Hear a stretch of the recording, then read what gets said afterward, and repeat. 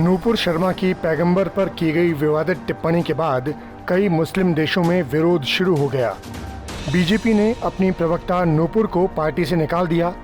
नूपुर शर्मा ने अपने बयान के लिए माफी मांग ली, लेकिन बवाल फिलहाल थमता नजर नहीं आ रहा। इस बीच सोशल मीडिया पर एक और बहस भी छिड़ गई है और वो है चीन के बारे में। कहा जा रहा है कि चीन में बरसों से उइगर मुसलमानों के खिलाफ उत्पीड़न की खबरें आ रही हैं, लेकिन मजाल है जो कभी किसी मुस्लिम देश ने चीन के खिलाफ आवाज उठाई हो, और कई साल पहले कभी किसी ने कोशिश भी की थी तो वो आवाज दबा दी गई और तब से कोई चीन के विरोध में कुछ नहीं बोलता। आखिर इसका कारण क्या है कि मुसलमानों के खिलाफ चीन की अमानवीयता के बावजूद कोई मुस्लिम देश कुछ नहीं कहता।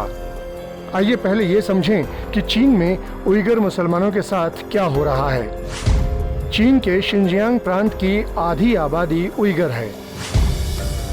चीन शिनजियांग में 1 करोड़ 20 लाख उइगर बताता है। उइगर खुद को 2 से 3 करोड़ तक बताते हैं, लेकिन प्रमाण नहीं है। रिपोर्ट्स हैं कि कई सालों से चीन में उइगरों का शोषण जारी है। चीन पर उइगर मुस्लिमों की जबरन नसबंदी कराने और महिलाओं से रेप के आरोप हैं। खबरों के मुताबिक चीन में 18 लाख उइगर मुसलमान कैद में हैं। मानवाधिकार संगठनों का आरोप है कि चीन ने 10 लाख मुसलमानों को बंदी कैंपों में रखा है। डिटेंशन कैंप में चीन इन मुसलमानों से बंधुआ मजदूरों की तरह काम लेता है। कई बार उइगरों को भूखा छोड़ देते हैं या पीट पीट कर मार देते हैं। पिछले कुछ सालों से शिनजियांग प्रांत में 15-16 हजार मस्जिदें नष्ट की जा चुकी हैं। अब सवाल उठता है कि आखिर हैं कौन ये उइगर मुसलमान? मूल रूप से इस समुदाय का ताल्लुक तुर्की से है, लेकिन एशियाई देशों के साथ भी रिश्ते रहे। उइगरों की आबादी किर्गिस्तान, कजाकिस्तान और उज्बेकिस्तान में भी है, लेकिन काफी कम।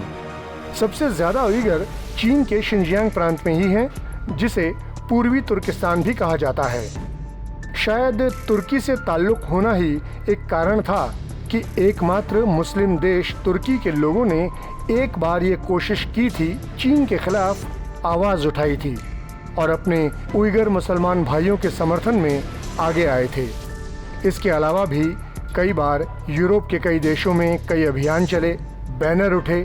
संयुक्त राष्ट्र के सामने भी लोगों ने चीन के खिलाफ प्रदर्शन किए, मार्च निकाले, नारे लगाए, लेकिन चीन की दमनकारी नीतियों को रोक नहीं पाए। बल्कि चीन के मौजूदा राष्ट्रपति शी जिनपिंग के शासन में तो उइगर मुसलमानों पर शोषण और भी ज्यादा बढ़ गया है, और इसका विरोध करने वाला कोई मुस्लिम देश नहीं।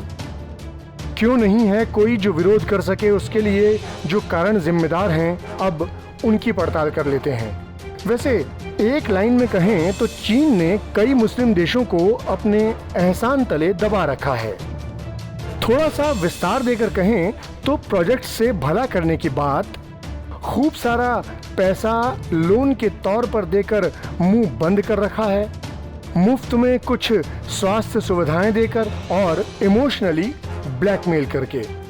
आइए अब इसको थोड़ा और विस्तार से समझते हैं। चीन का belt and road initiative project Xi Jinping का एक महत्वाकांक्षी प्रोजेक्ट है, BRI प्रोजेक्ट, जो 2013 में शुरू हुआ। BRI एशिया, अफ्रीका, यूरोप के 78 देशों को रेल और शिपिंग नेटवर्क से जोड़ता है। BRI से सेंट्रल एशिया और मिडिल ईस्ट के कई देश जुड़े, तो वो उइगर मुसलमानों के शोषण पर चीन का विरोध कैसे करें?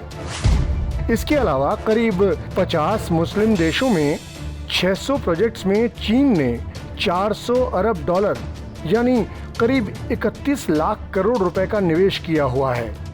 तो बताइए, चीन के खिलाफ बोले कौन? एक बात और, चीन ने कोरोना फैलाया या नहीं फैलाया, लेकिन मुस्लिम देशों को अपना मुरीद जरूर बना लिया। चीन ने इस्लामिक देशों को कोरोना वैक्सीन की 1.5 अरब डोज फ्री में दे दी, तो उइगर मुसलमानों का दर्द सारे मुस्लिम देश भूल गए।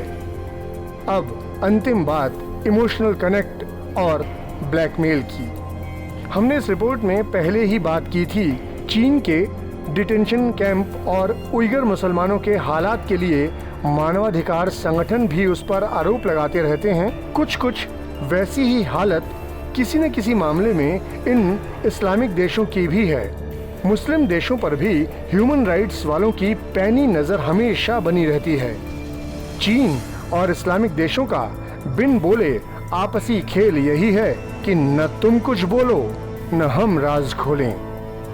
लेकिन हमारी आपसे ये गुजारिश है कि आप खुलकर बोलें और खुलकर लिखें कमेंट सेक्शन में, और सब्सक्राइब कीजिए हमारा चैनल आज तक।